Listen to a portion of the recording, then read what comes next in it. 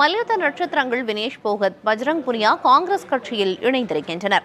அவர்களது அரசியல் நுழைவு பாஜகவிற்கு சவாலாக அமையுமா? விவரிக்கிறது இந்த செய்தி தொகுப்பு. ஹரியானா சட்டமன்ற தேர்தல் அடுத்த மாதம் 5ஆம் தேதி நடைபெறுகிறது. இதனால் அம்மாநில அரசியல் களம் உச்சகட்ட பரபரப்பை எட்டியிருக்கும் நிலையில் மல்யுத்த நட்சத்திரங்கள் வினேஷ் போகத், பஜ்ரங் புனியா ஆகியோர் காங்கிரஸில் இணைந்துள்ளனர்.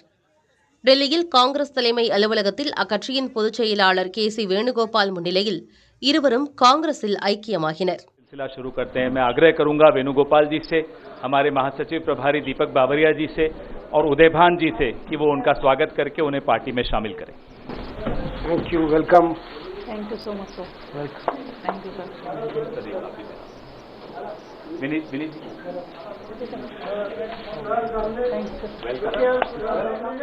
பின்னர் செய்தியாளர்களிடம் பேசிய வினேஷ் போகத், முன்னாள் இந்திய மல்யுத்த சம்மேளனத்தின் தலைவர் பிரிஜ்பூஷன் சரணுக்கு எதிராக நடத்திய போராட்டத்தை குறிப்பிட்டு பேசினார்.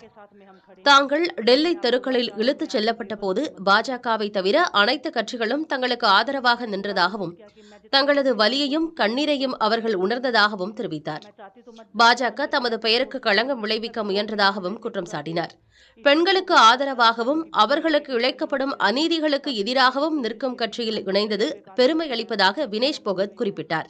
हम दिल से हमने खेल किया है और दिल से हम ये काम करेंगे, जी जान से मेहनत करेंगे, अपने लोगों के बीच में रहेंगे, जो भी हम अपने लोगों का भला कर सकते हैं, चाहे कितना ही % हमारे हाथ में होगा वो हम करने की कोशिश करेंगे।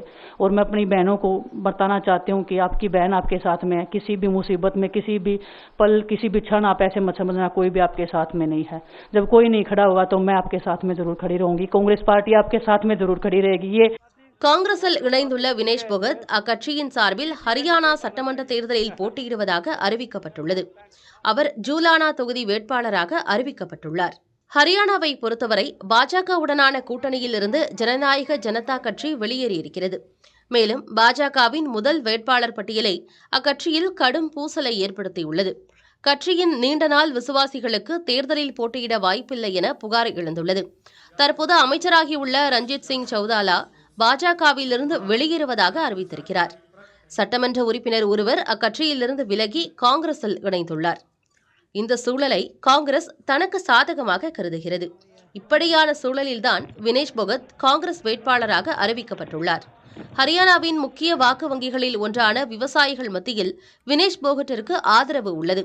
இது காங்கிரஸ் கட்சிக்கு பலமாகவும் பாஜகவிற்கு சவாலாகவும் அமையும் என்றே கருதப்படுகிறது.